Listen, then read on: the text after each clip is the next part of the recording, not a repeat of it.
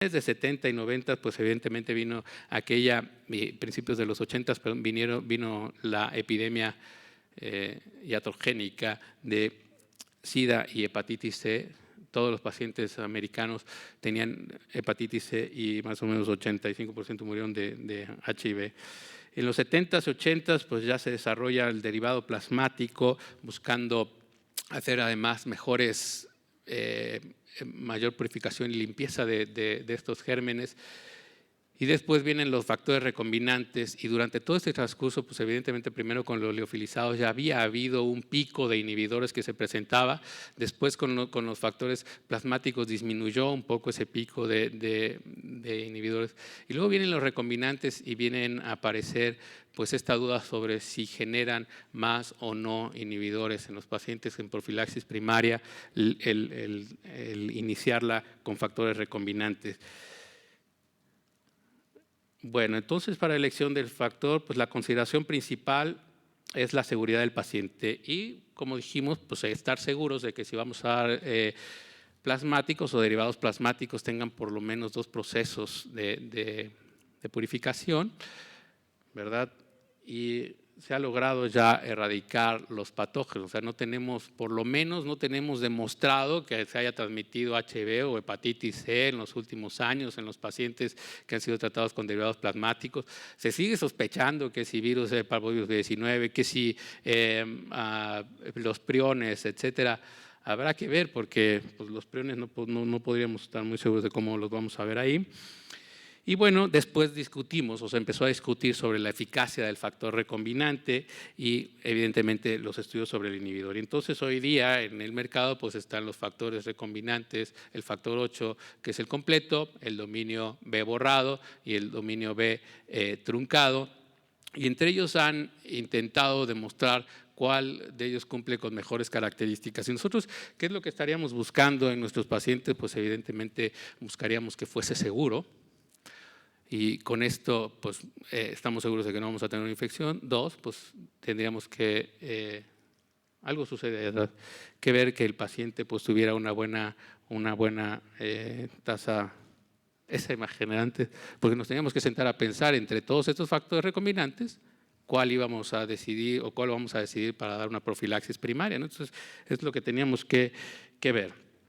Y son los factores que se encuentran hoy día, Cogenate, Advent, Shinternovoid. Y hay otros, ¿verdad? Como Nuvic, Cobaltri y Aficia, que aún no han llegado. Nuvic está por entrar. Nuvic lo pongo ahí en amarillo porque esa es la vida media que ha demostrado, aún cuando no se considera un producto que haya nacido o que esté considerado dentro de los productos de vida media prolongada. Pero en cuanto aquí tenemos en qué tipo de células están hechas. Esta está hecha en embrión humano, en ovario de hámster chino, no le ven ahí, pero bueno, y en riñón de bebé, bueno, en riñón de hámster, perdón. Y tenemos la vida media en horas, hay algunas diferencias entre ellos, pero prácticamente manejan la misma vida media.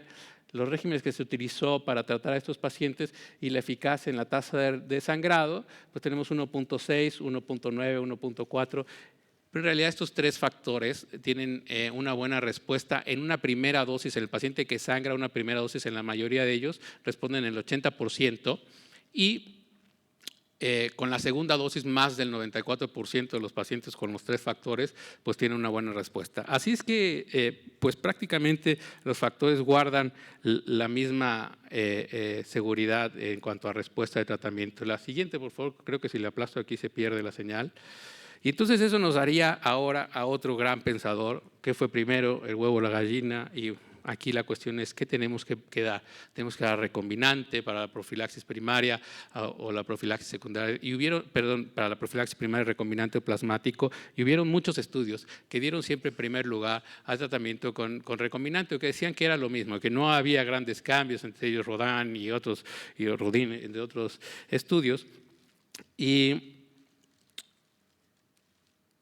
entonces aparece CIPET, ¿no? Y CIPET pues viene a tirar muchas cuestiones que nos viene a poner como en una tela de dudas si estamos haciendo bien o no iniciar con recombinantes en nuestros pacientes en un país como nosotros, que somos casi como Inglaterra en muchas ciudades, como por ejemplo en Tuxtla, donde solo tenemos recombinante, igual que en Inglaterra, ¿no? Para poder empezar. Entonces, claro, entonces decimos, ¿estamos bien o estamos mal? Y CIPET viene y nos dice que los recombinantes generan mayor inhibidor en las primeras 50 semanas. Y hay muchos detractores, hay muchos que empiezan a decir que si la muestra fue solo hecha en algunas regiones en donde había mayor riesgo por la raza, por ejemplo, y CIPET decide.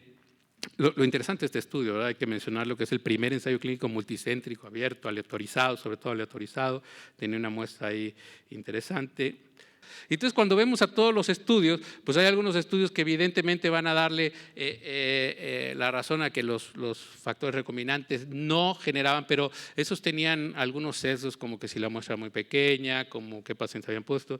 Hay otros estudios, los propios de cada industria, en los cuales demostraban el número o el índice de inhibidor que tenían.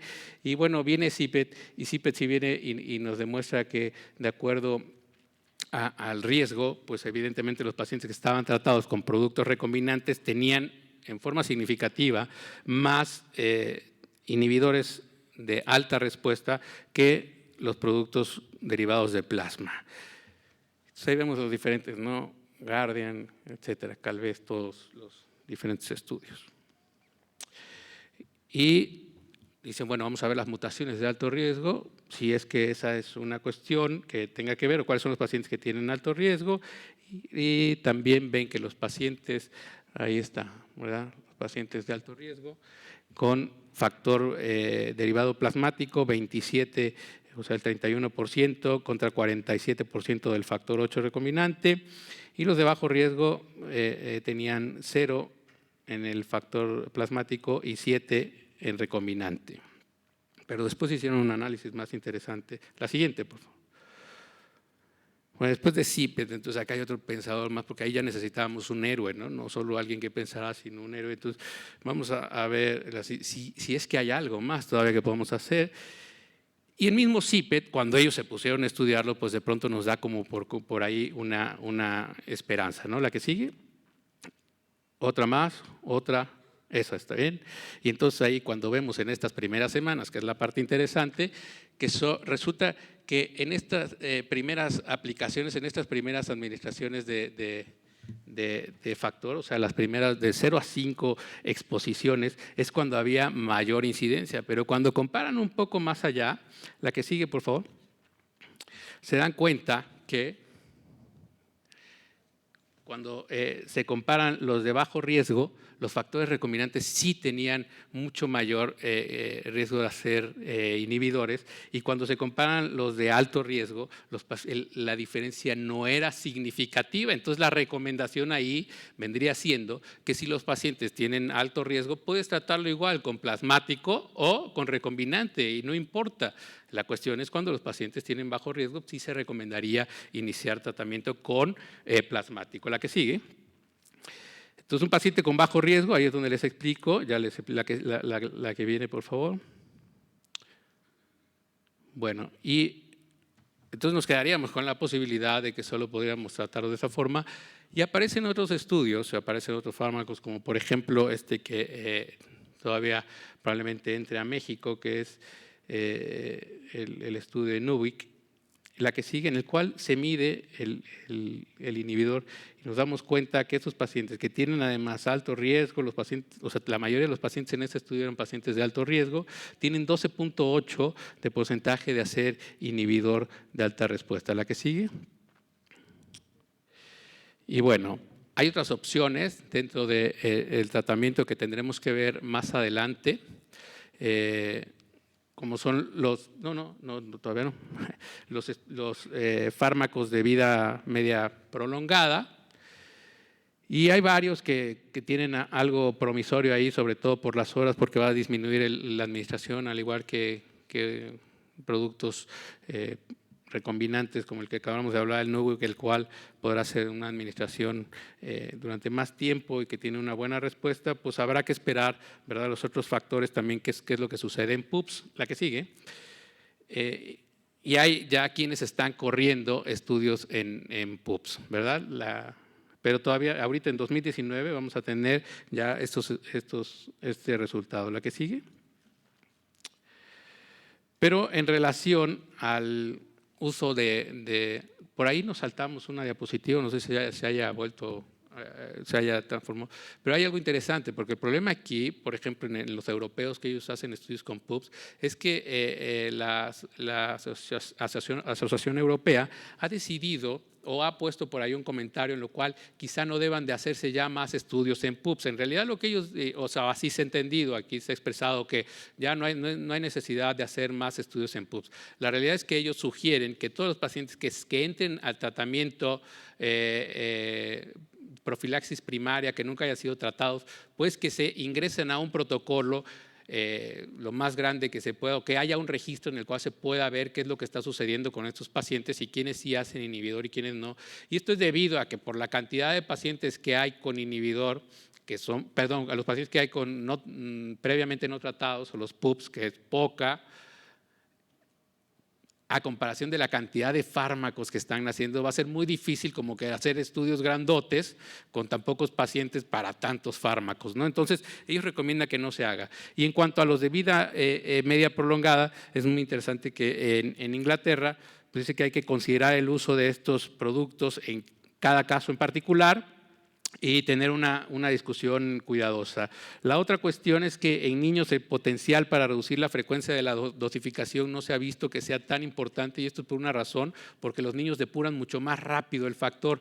Entonces, como que la vida media no se ve tan prolongada en los niños como en los adultos, a diferencia de la hemofilia B, en ellos sí es muy recomendable empezar a utilizar los fármacos de vida media prolongada, ¿no?